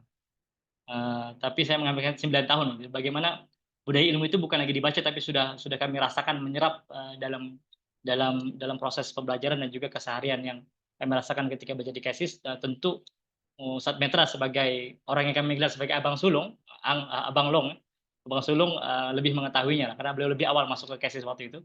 Dan juga seterusnya buku ini disempurnakan dengan judul Budaya Ilmu, Makna dan Manifestasi dalam Sejarah dan Masa Kini. Terbitan Kesis tahun 2019. Jadi kalau siapa saja yang punya buku ini silakan baca dengan baik. Siapa yang belum pernah ikut kajiannya silakan nanti bisa berhubung dengan pihak Wafi sendiri. Buku ini bukan ditulis seorang yang armchair philosopher yang duduk di rumah kemudian buku, bukan. Ini seorang yang memang sangat aktif dalam dunia pendidikan dan keilmuan, bukan hanya literasi ya, keilmuan, budaya ilmu dan sebagainya, dan juga ditulis dalam proses yang cukup panjang, 30 tahun. Dan kita akan merasakan di situ bukan hanya aspek-aspek intelektual atau spiritual, tapi juga experience. Ya, jadi we don't read the book, but we experience it. We experience the book. Kita mengalami buku itu. Mungkin saya cukupkan sampai di sini pembahasan yang cukup ringkas, dan saya mohon maaf tidak dapat memberikan perincian pada banyak hal, tapi mudah-mudahan kita bisa diskusikan dan juga bicarakan pada pertemuan yang mungkin akan datang jika ada. Oke, terima kasih. Assalamualaikum warahmatullahi wabarakatuh. Waalaikumsalam warahmatullahi wabarakatuh. Terima kasih kepada Ustaz Rizky. Banyak tadi penjelasannya mulai dari aspek epistemologi, histori, ontologi, dan yang lainnya. Tadi sudah dijelaskan. Baik, untuk sesi selanjutnya kita persilahkan untuk rekan-rekan sekalian yang ingin bertanya, kita berikan 2 hingga 3 pertanyaan. Silakan, ini ada di kolom komentar. Saya bacakan dulu yang di kolom komentar ya. Kalau yang ingin langsung bertanya boleh menggunakan fitur raise hand. Izin bertanya, Ustadz, dalam literasi jarang diikutkan pembahasan tentang numerasi, matematika, dan turunannya. Seberapa penting numerasi dalam literasi? Di mana perbedaan literasi dan pendidikan? Ya, Ustadz, itu 2 pertanyaan dari KUP ya. Literasi dan numerasi ini nih program ini ya, kurikulum merdeka. Oke, baik. Ini langsung jawab atau kumpulkan dulu? Ya, langsung dijawab saja, Ustadz. Oke, baik. Terima kasih. Untuk pertanyaan yang pertama, mungkin yang bertanya ini melihat literasi dalam konteks kita di Indonesia ya, bukan dalam konteks literasi Islam. Maksudnya secara umumnya saya tidak dapat menjawabnya karena tadi kurikulum merdeka dan sebagainya saya kurang tahu. Saya juga baru pulang ke Indonesia, jadi Jadi tidak terlalu memahami bagaimana konteks di Indonesia itu sendiri. Jadi saya tidak dapat menjawab untuk pertanyaan yang pertama. Tapi untuk pertanyaan yang kedua, sebenarnya sudah disinggung di awal tadi tentang hubungan literasi dan pendidikan, di mana pendidikan itu kan eh, kita kita maknakan seperti yang disebutkan di awal itu sebagai satu proses. Jadi dia adalah satu proses yang disebut dengan a process of instilling something into human beings. Itu pendidikan. Jadi proses untuk menanamkan sesuatu atau menyemai sesuatu ke dalam diri manusia. Nah, di mana literasi? Literasi adalah bagian dari proses itu, atau salah satu bagian daripada proses instilling tersebut. Jadi literasi itu sendiri adalah satu proses yang dapat membantu proses pendidikan itu dapat berlangsung. Jadi literasi itu bukan pendidikan as a whole, tapi dia bagian yang dapat membantu proses pendidikan itu sendiri. Oke, terima kasih. Terima Mungkin kasih Ustaz sekali. Netra mungkin bisa menambahkan. Saya kurang tahu bagaimana sistem kurikulum di Indonesia. Ya, ini ada satu pertanyaan dari Resen ya, dari Al Afnan, silakan bertanya dulu, nanti setelah ini kita minta juga ke Ustadz Metra untuk memberikan tanggapan. Baik, Assalamualaikum warahmatullahi wabarakatuh. Waalaikumsalam. Terima kasih Mas Rizky Pancari ya atas penyampaiannya, sangat luar biasa. Saya sebenarnya perlu dibilang fresh graduate ya. Jadi selama saya berada dalam ruang lingkup perkuliahan, ada beberapa hal yang sangat menjadi kegelisahan saya secara individu. Nah, salah satunya itu adalah bila kita berbicara tentang tingkat literasi mahasiswa. Nah, terutama di era yang modern seperti saat ini, Tad. Jadi di era saat ini itu kan sangat menggiurkan sekali yang dinamakan dengan media sosial seperti itu. Hingga menurut Ustaz, gimana caranya agar mahasiswa-mahasiswa itu bisa meningkatkan nilai literasinya mereka, ataupun mereka bisa melek literasi seperti itu, terutama dalam era yang saat ini, yang mana pasti pada saat ini anak-anak muda terutama pasti lebih menginginkan hal-hal yang mempunyai kenikmatan-kenikmatan seperti itu, kenikmatan yang bersifat instan. Seperti itu, Sat. Mungkin itu yang bisa saya tanyakan. Terima kasih. Oke, baik ya. Terima kasih banyak Mas Al Afnan. Afnan. Oke, baik. Terima kasih atas pertanyaan yang sangat bagus sekali. Dan ini juga menggambarkan kejadian apa yang kita hadapi sekarang. Mungkin bukan di tempat Mas Afnan sendiri, tapi di banyak tempat ya, terutama di dunia kampus itu sendiri ya, di mana para mahasiswanya mungkin sudah tidak minat lagi membaca buku, bahkan mereka sudah lupa kapan mereka terakhir baca buku gitu. Di antara proses untuk ke arah perbaikan itu mungkin yang pertama adalah kesadaran itu sendiri, di mana proses kesadaran atau awareness itu sendiri sangat penting. Kalau seandainya kita ada kesadaran bahwasanya literasi itu penting, kemudian literasi itu tidak hanya terbatas kepada membaca aksara dan sebagainya, maka kita perlu kepada action. Setelah sadar, kita perlu ada action. Apa yang perlu kita lakukan? Action ini bisa dilakukan dengan mengikuti komunitas-komunitas yang memang mengarah ke arah itu. Seperti saya sebutkan tadi, kita di Jakarta ada grup Lubuk Kata gitu. Mungkin bisa bergabung dengan grup mereka, dan kita akan diberikan banyak pencerahan tentang kepentingan membaca buku, bagaimana membaca buku-buku tertentu dan sebagainya. Kalau seandainya komunitas tersebut tidak ada di tempat kita, karena lingkaran ya, atau komunitas itu sangat penting. Dia akan mempengaruhi bagaimana cara kita berpikir. Kalau komunitas kita semua suka main game, kita akan ikut main game. Kalau komunitas kita suka melakukan hal-hal yang membuang waktu, kita juga buang waktu. Tapi kalau komunitas kita komunitas membaca buku, maka secara tidak langsung kita akan juga mulai ya, walaupun tidak secara 180 derajat berubah, tapi paling tidak mulai untuk meminati buku. Nah, jadi cara yang paling mudah, yang paling cepat adalah dapatkan komunitas yang mengarah ke arah itu. Kalau mungkin di Padang, kita bisa bergabung dengan grup WAFI yang ada kajian rutin gitu, dan juga banyak pembahasan-pembahasan yang penting untuk kita ikuti gitu. Mungkin itu saja. Terima kasih. Oke, mungkin dari Ustaz Metra ada tambahan Ustaz? Saya boleh izin ini, sedikit menanggapi sedikit ya. Silahkan. Silakan. Mungkin terkait balik lagi ke pertanyaan tadi. Dan menurut saya sebenarnya yang menjadi problematika yang pertama itu adalah ya balik lagi ke langkah pertama. Langkah pertama tadi yang sudah dijelaskan oleh Ustadz tadi bahwa kesadaran itu tadi. Nah, sekarang problematikanya sekarang anak-anak muda sekarang itu mereka masih belum mempunyai kesadaran tentang kepentingan membaca. Nah, di era saat ini bagaimana cara menyadarkan anak muda pada saat ini? Mungkin itu yang menjadi urgensi paling penting. Itu saat. Oke, baik, terima kasih. Mungkin kita bisa undang Ustaz Metra ya, Bang Febri mungkin dapat memberikan masukan, karena beliau juga orang yang langsung terlibat dengan mahasiswa ya, sedangkan saya kan orang luar. Nah, jadi dipersilakan. Orang di dalam kampus langsung ya, saya orang di luar kampus. Nah, beliau ini orang langsung terjun dan berhadapan dengan mahasiswa ya. Nah, dipersilakan Ustaz Metra. Oke, terima kasih Dr. Rizky. Saya ini aja sebenarnya persoalan literasi ini kalau kita tahu tujuan dan peran dan ininya arahnya kemana, maka akan kita mudah untuk memahami makna dan kebenaran itu, karena memang berkaitan dengan tujuan kita membaca, tujuan kita menulis adalah menyatakan kebenaran.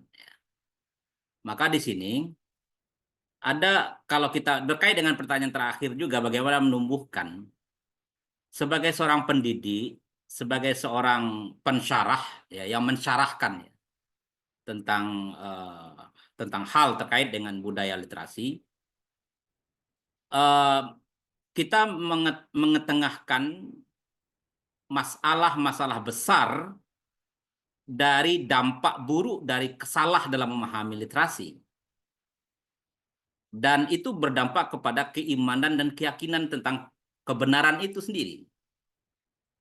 Contoh misalnya mungkin lagi rame dulu, pernah ada ungkapan seorang profesor yang mengatakan Allah itu berbahasa Arab.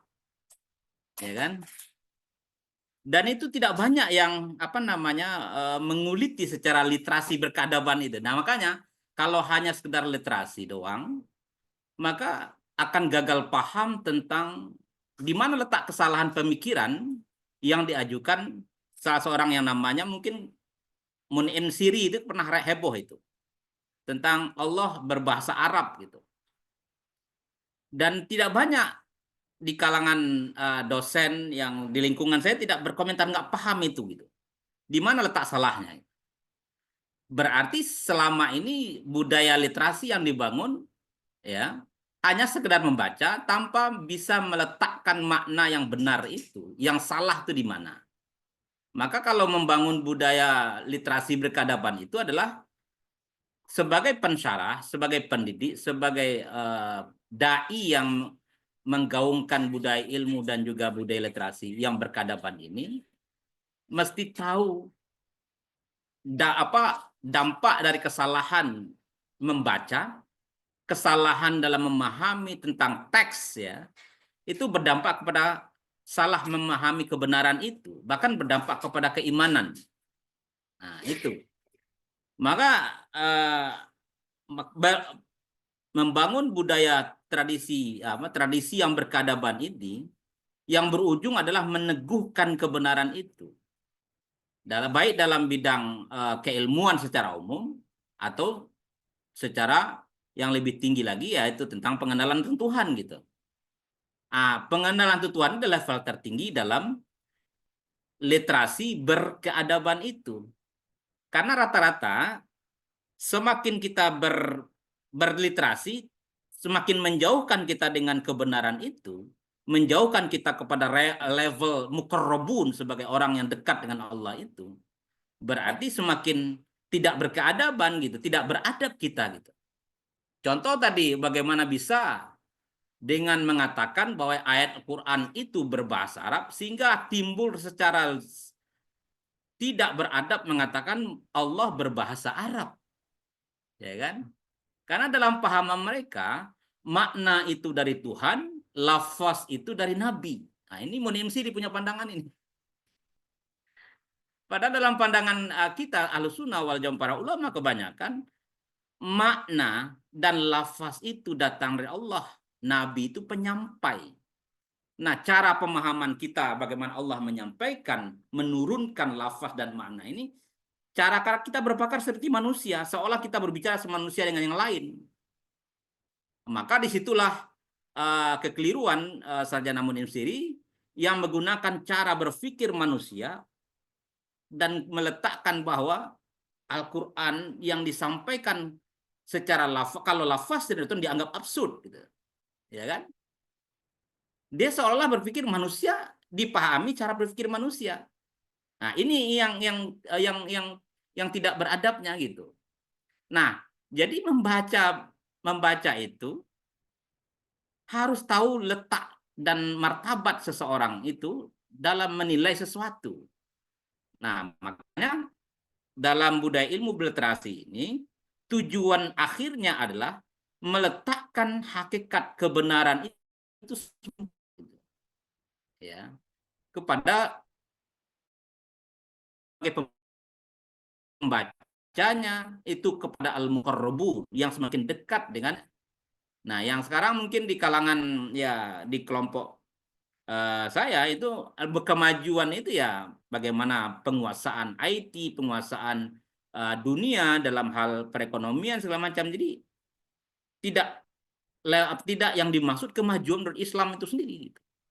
Maka yang dibangun adalah kalau kita mau dianggap punya literasi yang bagus, ya literasi kita lebih sophisticated dengan penguasaan IT, bahkan kita lebih akrab dengan AI sekarang ini. Kalau dosen yang tidak akrab dengan AI dianggap tidak punya literasi yang berkemajuan gitu.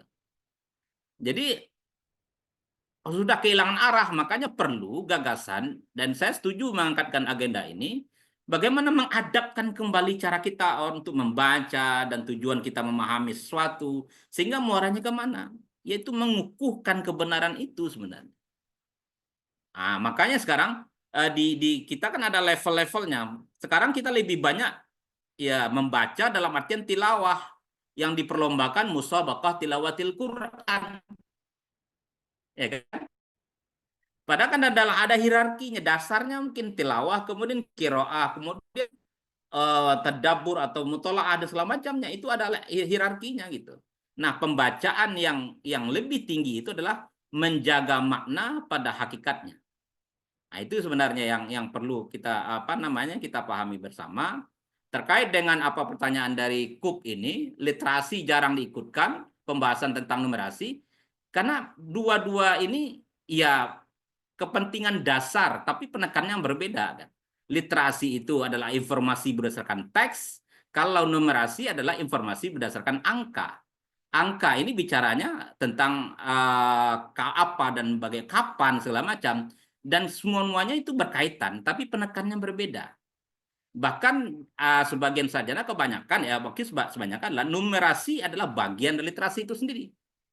Ya, numerasi adalah bagian literasi sendiri. Karena literasi lebih kepada istilah umum dalam yang mencakup di situ numerasi, itu yang saya pahami dari bahasa gitu. Nah, cuma di atas itu, di atas literasi sebenarnya makna itu sendiri. Jadi kalau orang hanya meletakkan mana segala tanpa lafaz dan tanpa literasi juga salah sebagaimana Munimsiri tadi, ya. Seolah dia kalau mengatakan bahwa makna datang dari Tuhan, kemudian lafaz itu dari Nabi, seolah untuk menyelamatkan bahwa nggak mungkin Allah menurunkan lafaz gitu ya. ataupun literasi dalam artian salah satu pendekatan ataupun makna yang dekat dengan istilah literasi itu. Nah, ini yang kita dudukkan di sini sebenarnya berdasarkan pandangan hidup yang dipegang oleh ulama kebanyakan, itu ulama sunnah wal jamaah, tentang martabat segala satu itu yang sah itu berdasarkan agama, bukan berdasarkan ciptaan manusia modern sekarang ini, berdasarkan jabatan, berdasarkan ini, ya ini yang mengembalikan hakikat masing-masing kepada martabat yang sah. Itulah tujuan kita beraksi yang bertu. Mungkin itu saja sebagai komen ataupun sebagai ya ungkapan rasa lah ya dari apa yang kita sarahkan hari ini. Dan saya sangat terima kasih kepada Dr. Rizky yang sudah berjihad di Jogja dan membangun budaya ilmu di sana dan budaya literasi sekaligus dalam bentuk korporat baru ya. Ya mudah-mudahan sukses, dan saya menyokong dan saya menunggu kabar baik selanjutnya. Nah, itu saja, mungkin saya kembalikan kepada moderator Febri Daus. Silakan. Ya, terima kasih Ustadz Meta atas tanggapannya, karena waktu kita yang sudah ini ya larut malam, kita mintakan ini ada satu pertanyaan dan kita mintakan juga nanti kepada Ustadz langsung memberikan closing statement. Ini ada satu pertanyaan dari Herian Nur. Ustadz Afwan, fenomena proses literasi dan tulisan di dunia kampus sebagai institusi pendidikan saat ini dapat dikatakan mengurangi pembacaan terhadap buku-buku, terutama buku-buku yang berisikan mutiara seperti yang Antum sebutkan tadi, soal buku yang sekarang hanya mengulang dari yang dituliskan di masa lampau. Penulisan karya ilmiah saat ini kebanyakan mengandalkan jurnal-jurnal dan beberapa persen sisanya dari buku-buku terbaru. Bagaimana pendapat Antum terkait fenomena tersebut? Seperti yang Antum katakan bahwa literasi pembacaan terhadap buku-buku itu mestinya hidup di institusi pendidikan. Baik, terima kasih. Mungkin dalam waktu terbatas ya, jadi saya coba meringkaskan apa yang bisa saya sampaikan dan juga jawaban kepada pertanyaan tadi. Yang pertama, seperti yang telah kita singgung di awal, proses untuk penyuburan atau penyemaian budaya ilmu itu salah satunya dengan literasi. Dan literasi ini tidak berjalan sendiri. Dia melibatkan ekosistem yang saling berhubungan. Jadi kalau kita katakan penerbitan, ya tidak cukup dengan penerbitan, juga perlu dengan institusi pendidikannya. Pendidikannya perlu dengan tokoh ulamanya. Tokoh ulamanya perlu ada hubungan dengan kepemimpinannya, yaitu pada aspek level yang membuat polisi ya dan sebagainya. Nah sekarang kalau kita melihat fenomena sekarang memang agak menyedihkan, karena contoh dalam penulisan ilmiah sekarang, contoh jurnal itu harus 5 tahun misalnya. Bahkan kalau buku-buku tertentu itu kalau bisa yang terbaru ya 5 tahun. Ya. 5 tahun. Itu mungkin Ustaz Meta lebih tahu lah bagaimana keadaan di kampus itu. Dan itu sangat disayangkan ya. Akhirnya karena buku itu kan it's about meaning ya. Dia bukan about dia baru atau tidak gitu. Kadang kalau seandainya buku itu 200 tahun yang lama atau macam seperti buku Imam Al-Ghazali itu sudah hampir 1000 tahun ya. 800 900 tahun. Ya, artinya itu sudah tidak relevan gitu karena lama. Padahal tidak begitu. Karena dalam Islam itu seperti Ustaz Meta tadi singgung, ketika when we talk about literasi, we talk about meaning. We are searching the meaning, makna. Membaca itu hanyalah satu usaha untuk mengorek makna itu, untuk mendapatkan makna itu. Nah, cuma kalau kita tanggapi ya tentu hal ini tidak sangat tidak Islamik ya. Cuma tadi lagi-lagi karena literasi berhubung dengan banyak pihak, pembuat polisi gitu. Jadi kita nggak bisa buat apa-apa. Kalau Anda semua di sini mengenal bagaimana dunia di kampus itu, sistemnya sudah begitu, kita handicap ikut dengan sistem, setiap dosen harus menghasilkan jurnal-jurnal harus Scopus dan sebagainya. Memang itulah sistemnya gitu. Itu sistem yang tidak bisa kita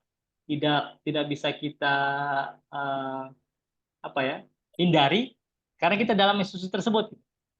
Nah, oleh itu kalau kita orang yang concern dalam dunia pendidikan, maka kita coba berpikir untuk menyelesaikan masalah ini, mungkin kita tidak bisa pada level polisi, karena polisi dibuat oleh orang di atas itu. Tapi kita bisa menyumbang sesuatu pada level yang dalam kontrol kita. Misalnya, kita mempunyai satu kelebihan yaitu ketajaman pena kita. Kita bisa menulis. Kita bisa menulis buku, kita bisa menulis blog, kita bisa membuat satu proyek ya, seperti seperti contoh proyek penulisan dalam bentuk sosial media seperti IG, seperti bentuk yang lain. Di situ kita hasilkan tulisan-tulisan yang bermanfaat, kemudian yang bagus kita iklankan dan sebagainya. Itu salah satu jihad kita. Maka ini juga dalam waktu yang sama menjawab kepada pertanyaan daripada Mas Afnan tadi, how to gitu. Memang susah menjawab how to, ini susah kalau kita tidak ada whatness-nya. Di whatness dulu kita harus pahami, baru masuk kepada how to atau how-ness. Nah, di antara how to-nya adalah atau how-ness-nya adalah kita dapat membuat satu grup kecil gitu. Karena ketika kita berbincang literasi, ingat ini bukan hanya membaca aksara ya, tapi juga finding the meaning itu. Nah, kita bisa dapat melakukan kegiatan literasi tanpa membaca. Maksudnya kita coba datang ngobrol kalau dulu kami di Malaysia itu dengan Usai Metra misalnya nongkrong di kafe gitu misalnya. Ya bukan juga kafe lah, warung lah sebenarnya, bukan kafe ya. Kafe itu agak hebat lah sekarang kan. Warung, Yuten, dan sebagainya itu ngobrol ya. Itu wilayah literasi. Tapi dalam artian kita membahas kembali apa hal-hal yang kita baca. Kemudian satu orang menanggapi, satu orang kadang tidak setuju gitu. Berbincang tapi nggak ada yang sampai lempar gelas, lempar meja, itu nggak ada gitu. Tapi kita berdiskusi secara sehat gitu. Nah, jadi untuk membenahi dalam aspek kampus itu, maka mungkin di antara kita perlu menjadi orang yang memegang polisi. Bukan polisi ya, bukan polisi itu. Polisi itu apa, kebijakan-kebijakan itu. Jangan. Nah, kalau tidak bisa dirubah di situ, maka kita melakukan hal yang kita bisa lakukan. Seperti Usai Metra membuat WAFI. Oke, saya di Jogja membuat lingkaran gitu. Jadi aspek-aspek ini bisa karena dalam kontrol kita gitu. Kita membuat penulisan, menerbitkan karya-karya, membuat tulisan-tulisan di sosial media.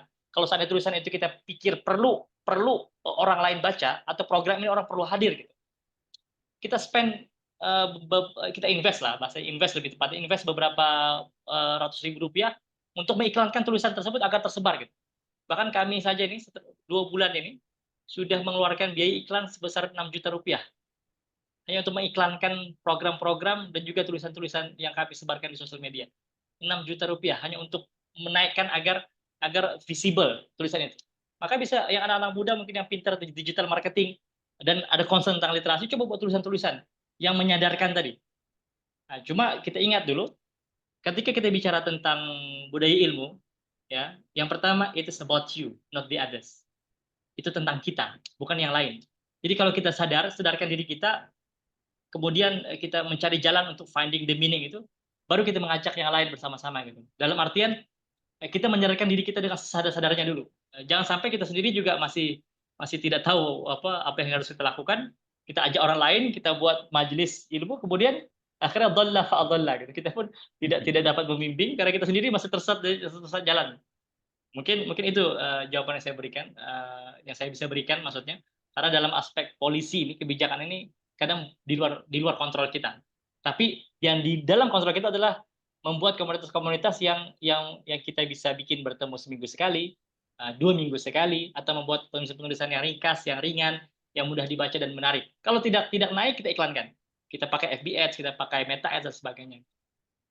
Mungkin itu jawaban ringkasnya. Terima kasih. Oke, terima kasih kepada Ustaz Rizky. Jadi ada beberapa hal yang digarisbawahi yang ini ya. Yang pertama bahwa budaya ilmu itu sangat erat hubungannya dengan mohon maaf, literasi itu sangat erat hubungannya dengan budaya ilmu, dan literasi itu sebenarnya hanya proses awal untuk belajar begitu. Terus literasi itu juga harus berhubungan dengan ibadah dan yang lain. Nah, untuk budaya ilmu sendiri nanti kita akan ada satu sesi, beberapa sesi begitu, 2 sampai 3 sesi yang akan kita lakukan untuk membahas tentang budaya ilmu. Nanti insya Allah akan kita sebarkan kembali di media sosial Wacana Fikir Islam Padang. Selanjutnya terima kasih kepada Ustadz Rizky yang sudah meluangkan waktu. Kita lewat 1 jam, kami mohon maaf dari WAFI mengambil waktu Ustadz lebih daripada perjanjian di awal. Terima kasih sekali lagi dan mudah-mudahan kita terus berkolaborasi dan untuk menumbuhkan budaya ilmu wilayah masing-masing seperti itu. Dan mudah-mudahan materi yang sudah disampaikan oleh Ustadz Rizky Panjari tadi sangat berkesan, bagaimana bahwa budaya ilmu itu sangat bermartabat begitu di dalam dunia Islam. Nah, saya Saya berharap mudah-mudahan kita bisa mengembalikan kepada diri kita masing-masing untuk apa tadi namanya hal-hal yang sudah disampaikan tadi, sehingga membuat kita semakin beradab ke depan. Baik, itu saja mungkin kita tutup pertemuan kita pada malam Mas Hamdallah. Alhamdulillah. Amin. Dan tutup dengan doa kafaratul majelis. Saya mewakili Wacana Fikir Islam Padang, mohon maaf atas segala kesalahan. Kami mohon undur diri. Assalamualaikum warahmatullahi wabarakatuh. Waalaikumsalam warahmatullahi wabarakatuh. Terima kasih Terima banyak. kasih Dr. Rizky dan sampai jumpa lagi.